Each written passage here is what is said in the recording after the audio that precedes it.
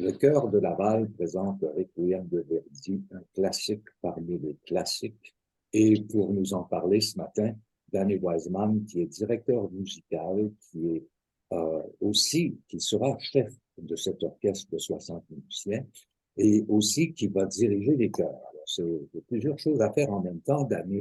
Et Aline Piton, bonjour, soprano, pédagogue, et qui va évidemment être une des quatre personnes dont on va entendre la voix. Alors, bienvenue à vous deux. Bonjour. Merci, Bienvenue. bonjour. Alors, Dany, c'est un travail quand même qui t'a pris pas mal de temps à mettre tout ça ensemble, faire le choix des musiciens. Bon, je te laisse continuer là-dessus.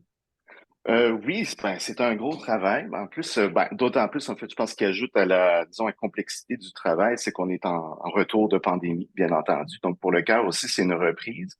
On a déjà fait un concert à Noël, avec un programme, disons, plus léger. En fait, Britain, c'est pas toujours plus léger, c'est pas plus facile, mais c'est un autre style complètement. Et puis, ce Requiem-là, en fait, on avait projet de le faire, en fait, en 2020. Ne sachant toujours pas qu'est-ce qui allait se passer. On attendait, comme tout le monde, les directives. Alors, ça n'a pas pu se faire. Et puis, donc, on s'est dit, quelle bonne idée lorsqu'on va reprendre de faire ce concert-là de Verdi. Donc, on n'était pas tout à fait sûr à l'automne. On a attendu de voir aussi disons, le retour des choristes parce que c'est pas tous les choristes qui sont revenus. On a dû évidemment faire une bonne campagne de recrutement. Et tout ça, et puis en fait, ça a porté fruit. Alors là, donc, ce qui est fantastique, c'est depuis janvier, on travaille là-dessus vraiment très, très fort. J'ai beaucoup de choristes qui l'ont déjà travaillé. Il y en a qui l'ont fait déjà avec moi. On l'a fait aussi il y a quelques années avec Alain Trudel, avec l'Orchestre symphonique de Laval à l'Église Sainte-Rose. Ça a été un très beau programme quand on l'a fait. Et puis, donc, on s'est dit, ben voilà, comme retour, je pense que c'est une œuvre qui est accrocheur aussi, qui va aussi mobiliser les choristes parce que, évidemment, comme je l'ai dit tout à l'heure, revenir de pandémie pour un chœur. Beaucoup de chœurs, en fait, ont réussi à se voir sur Zoom, un peu comme on fait là, mais travailler de la musique ou chanter sur Zoom, c'est pas vraiment évident. Donc, alors nous, le chœur, on a pris une très grande pause. Donc, on a vraiment attendu que ce soit sécuritaire de revenir.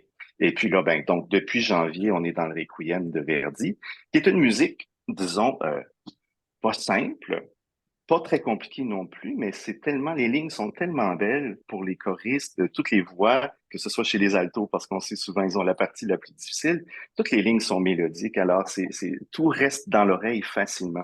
Et aussi, on a énormément de nouveaux choristes qui sont arrivés en janvier, et puis ça a été pour eux, en fait, vraiment une expérience extraordinaire de commencer avec peu d'expérience comme choriste, de commencer à chanter avec le Requiem de Verdi. Chapeau à ces choristes-là, mais en même temps, c'est une œuvre qui aide à aborder la musique et la technique vocale, à chanter en groupe en harmonie. Donc, alors oui, on travaille fort. Excuse-moi, Oui, on va donner un petit peu la parole à Aline. Aline, c'est pas ton premier requiem. Non, c'est ma troisième requiem en fait, mais la première était en version de musique de chambre avec l'orgue, en tympanie, marimba, chor français. euh, euh, il y avait encore deux autres instruments, mon Dieu. Mais c'était vraiment très, très différent en sonorité parce que c'était pas un gros orchestre et c'était évidemment pendant la pandémie qu'on a fait ça parce que il n'y avait pas on ne pouvait pas se réunir en grand nombre. Mais j'ai eu énormément de plaisir. Ça m'a fait offert dans 2 semaines et j'ai dit oui. Finalement, j'ai réalisé que c'était quelque chose que j'aimais faire. Et l'année passée, il y a 6 mois que j'ai fait une version à la Maison symphonique avec Francis Chouanière, avec l'orchestre cette fois. Et je peux dire que c'est tellement sonore. Des fois, l'orchestre est en c'est 4 forte ou 5, Danny? oui, 4-5 fois. Aline, tu ne seras pas seule. Il y a trois autres solistes. Peux-tu nous parler des autres solistes qui t'accompagneront pour le requiem de Verdi? Oui, il y a effectivement Alexandre Sylvestre, il y a Geneviève Lévesque et Steve Michaud qui va me rejoindre. Et Alexandre qui est à la basse, on vient de voir la photo. Ensuite, il y a Steve Michaud, ténor. et Geneviève Lévesque, mezzo-soprano. Ah, pas tout Donc, à fait. tu vas faire la partie naturellement de soprano, Oui, parce que c'est oui. dans ton J'ai registre. Est-ce que c'est une partition qui est difficile pour toi, Aline? C'est difficile pour toutes les voix. Mhm. Pas seulement pour le soprano, mais oui, parce que il y a, il y a une dynamique, des expressions tellement variées, tellement de allant de 5 pianissimo, pianissimi à je ne sais pas combien de fortissimi, je pense 4 ou 5. Et c'est toujours très haut. Il y a des moments quand c'est vraiment très bas, très grave, surtout dans le Liberame, la dernière mouvement qui est pour le soprano très, très difficile. Mais en même temps, c'est tellement satisfaisant. C'est vraiment satisfaisant de chanter cette œuvre parce qu'il y a tellement de choses variées. On peut exprimer des émotions humaines de 0 à, je ne sais pas, 0 à million. C'est extraordinaire comme œuvre parce que pour moi, ça représente la meilleure de Verdi, un des meilleurs de Verdi. Et pour Et l'orchestre, c'est grandiose. Ça commence fortissimo. Et puis, effectivement, il y a des passages très vus. Dani, tu as réuni plusieurs musiciens. Ça sera un orchestre de 60. combien de musiciens? 60 Oui. musiciens? 60 musiciens, oui, oui, tout à fait. Comment tu as choisi tes musiciens pour C'est une l'occasion? excellente, c'est une excellente question parce qu'on aimerait tous les avoir. Bien sûr. Donc, ben, en fait, comment je peux aborder ça? En fait, c'est sûr d'abord, quand on réunit un orchestre qui n'est pas sous une bannière déjà, où est-ce qu'on va chercher différents musiciens un petit peu partout, évidemment, j'essaie de travailler avec les gens avec qui j'ai le plus travaillé. Pas nécessairement par favoritisme, mais parce qu'à un moment donné, on développe une complicité Bien sûr. aussi. On finit tellement par se connaître, donc ça devient, les gestes deviennent faciles, un petit regard, on s'exprime facilement. Mais j'avoue que ces temps-ci, il y a beaucoup de travail. Donc, mes musiciens favoris n'ont pas été faciles à réunir. Donc, j'ai fait un petit peu appel, évidemment, avec des gens avec qui j'ai travaillé par le passé, qu'on n'a pas eu l'occasion de revenir, etc. J'ai essayé de prendre aussi des gens qui étaient à l'Orchestre symphonique de Laval, mais comme toi, Sylvie, entre autres. Donc, ça fait plaisir de se retrouver. Marie-Josée Arpin aussi, qui est assistante solo à l'Orchestre symphonique de Laval. Donc, j'ai essayé de faire un petit peu un mélange de tout ça. Et puis Marie-Josée qui fait finalement, la violon solo pour l'occasion. exactement, qui va être violon solo, à qui on est heureux qu'elle soit là avec nous. Et puis, donc, c'est ça. Donc, c'est pas toujours une tâche facile là, de faire ce qu'on dit dans le bon langage, un booking d'orchestre, parce qu'on aimerait avoir toujours, c'est ça, tous nos préférés. Mais donc, c'est ça. On doit aller piger, évidemment, des fois dans les connaissances des autres musiciens qui nous suggèrent des noms. Donc, à ce moment-là, ça amène à avoir confiance parce que les gens se connaissent. C'est un petit milieu. Donc, voilà. Aline, est-ce qu'il est impérieux qu'il y ait une communication très forte entre les quatre solistes ou est-ce que vous êtes plutôt cantonné dans votre personnage? il y a les deux, en fait. Il y a des moments que nous sommes vraiment dans notre ère, disons. Mais aussi, on chante ensemble. On a des trios magnifiques avec le basse, soprano, mezzo-soprano. Et puis, deux fois qu'il y a des voix angéliques entre le soprano et mezzo-soprano, c'est vraiment une complicité entre les chanteurs. Il faut bien s'écouter.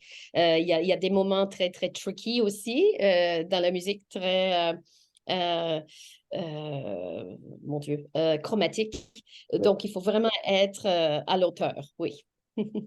J'aimerais Aline, commenter là-dessus. Oui, oui, c'est ça. Donc, par rapport à ce que Aline vient tout juste de mentionner, effectivement, il y a un passage, le Pie Jésus, qui est extrêmement délicat, où est-ce que c'est extrêmement chromatique avec des notes en harmonique et pour la justesse et le quatuor soliste est a cappella. Alors, c'est un moment très fragile et je ne sais pas d'ailleurs si Verdi a fait exprès parce que dans le Dies Irae, c'est la mesure 666, là où ça commence. Oh, oh. J'avais pas remarqué Aline, en Peut-être qu'il parlant a fait de ça, exprès. est-ce que tu as un moment dans le Requiem où tu chantes qui est ton moment préféré? ça. J'adore tout ce qui a écrit Verdi. C'est un de mes compositeurs préférés parce qu'il est un humaniste. Il écrit toutes les émotions possibles dans cette partition, allant de joie à la rédemption, mais c'est pas une œuvre religieux telle quelle. Pour moi, c'est Libera me, mais en fait, le requiem qui arrive sur le 4 pianos ou 5 pianos en l'auteur, d'un coup, il faut juste venir dans le phrasé sans rien et juste entrer sur un piano, pianissimo. Et ça donne J'adore quoi? ça, j'adore Es-tu découvrir capable en de fait. nous faire un petit extrait? Ce matin, oh là là, la voix s'en réchauffée. Je vais voir. Non, non, je ne peux pas. Non, je ne peux pas. OK, alors il faudra venir Il faudra venir au concert pour l'entendre. Voilà. Et parlons de l'endroit, c'est l'église juste à côté du pénitencier de Saint-Vincent-de-Paul. Mais ne pas confondre. C'est Oui, bien à l'église que l'église ça se passe à Saint-Vincent-de-Paul, 20 oui. heures le 22. Oui, à 20 heures. Voilà. Oui. Oui. Je trouvais ça amusant. Oui, vas-y, Danny, Oui, ben en fait, j'aimerais juste préciser une petite chose. Il y a un pré-concert à 19h45 parce que l'église Saint-Vincent-de-Paul de Laval prévoit faire restaurer son orgue. Alors, l'organiste de la place, Denis Gagné, va faire un pré-concert à 19h45 dans le but de sensibiliser les gens à faire des dons pour amener des dons pour la restauration de l'orgue. Et parlons justement de Casavant. Je sais que tu travailles avec eux depuis un petit moment déjà. Comment se porte le jour, et on va refermer aussitôt la parenthèse, mais la situation pour les orgues au Québec, étant donné qu'il y a de moins en moins d'églises? C'est une question délicate et triste, en fait. Donc, c'est ça, oui, il y a effectivement énormément d'églises qui sont en train de fermer. Nous, on essaie le plus possible chez Casavant évidemment, d'être sensible à ce qui se passe. Et puis, évidemment, on ne pourra pas sauver toutes les églises. On ne pourra pas sauver tous les orgues Casavant qui sont dans les églises. Évidemment, c'est une tâche qui est colossale. On essaie, enfin, chez nous, le plus possible, là, dès qu'il y a une opportunité de pouvoir récupérer un instrument et de lui donner une seconde vie, ce qui ne veut pas dire nécessairement de le réinstaller tel quel, mais de prendre une certaine partie de ses composantes et de le réinstaller. Par exemple, on a fait un projet au Tennessee où est-ce que l'orgue de Saint-Philippe de Trois-Rivières, une bonne partie de la tuyauterie s'est retrouvée dans ce projet-là où on demandait justement à avoir cette sonorité-là des années 10 dans ce projet-là. Et il y a une certaine partie aussi de cette tuyauterie-là qui se retrouve aussi maintenant à la cathédrale de Québec lorsqu'on a fait la restauration en 2021. Donc, on essaie de donner une seconde vie à ces instruments-là, mais ce qui est triste, c'est qu'on ne pourra pas réussir à tout sauver, malheureusement. Donc, c'est triste. Est-ce que les États-Unis vont sauver la mise d'une certaine façon? Parce que là-bas, ici, on ne vit plus vraiment, mais là-bas, la religion prend un essor, mais c'est malade. Tout le monde est redevenu pratiquant. Non, je ne pense pas que les États-Unis vont sauver la situation, mais évidemment, disons que 90 à 95% de la clientèle de Casavant depuis de nombreuses années, en fait, se retrouve aux États-Unis où est-ce qu'on fait des projets d'orgue neuf, des projets de restauration. Et donc, oui, le plus possible. J'ai présenté un projet qui est en développement et puis qu'on essaie de sauver un des orgues ici à Montréal. Je peux malheureusement pas nommer l'endroit, mais on essaie de faire un projet pour réinstaller cet orgue-là pour le préserver son son, en fait. Et puis, donc, l'Église qui serait aux États-Unis, qui serait, disons, intéressée à acquérir cet instrument-là, recherche cette sonorité-là. Donc, ça devient des projets très ciblés, mais on peut pas, on fait ce que j'appelle faire un mishmash avec les orgues. Donc, la plupart du temps, on construit des instruments neufs, on fait des restaurations, mais quand on peut sauver quelque chose, on essaie de le faire, évidemment, de la façon la plus consciencieuse. Alors, je ferme cette parenthèse organique. Il y a Aline qui est toujours là. Et Aline, oui. En fait, j'aimerais juste ajouter que Casavant maintenant est rendu assez international parce qu'ils ont des projets en Corée du Sud et en Chine en ce moment. Donc, ils sont en train d'installer des orgues là-bas. Juste à ajouter. Oui, et d'ailleurs, Aline, on va dire, ton conjoint est là dans l'équipe présentement. Voilà, une source fiable d'informations. Aline, Winston l'a mentionné plus tôt, tu enseignes beaucoup. comment se porte la classe de chant au conservatoire? Oh, c'est à la fin de session en ce moment, donc il y a énormément de travail à accomplir. On était là déjà jeudi, vendredi de 1 heure l'après-midi jusqu'à 10 heures le soir pour écouter des femmes maîtrises, femmes bac de Québec, pas seulement nos élèves, mais c'est un magnifique après-midi d'entendre le talent qui vont être notre futur chanteur. Donc, je suis toujours, j'adore enseigner. Pour moi, donner, c'est un must. Il faut partager les connaissances que nous avons avec les jeunes.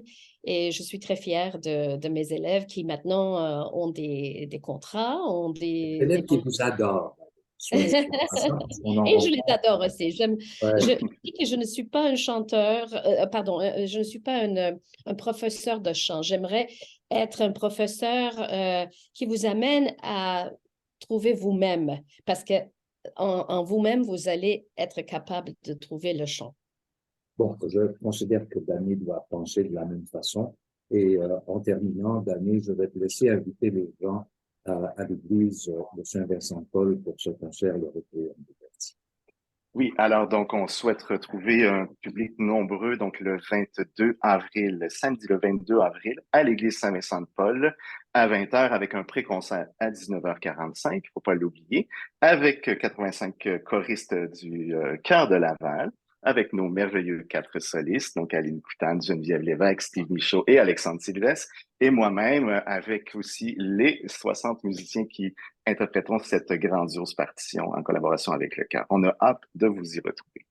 Merci beaucoup, Aline. Merci, à très Merci beaucoup, bientôt. Dany. À très bientôt. Merci à vous deux. À bientôt. À bientôt.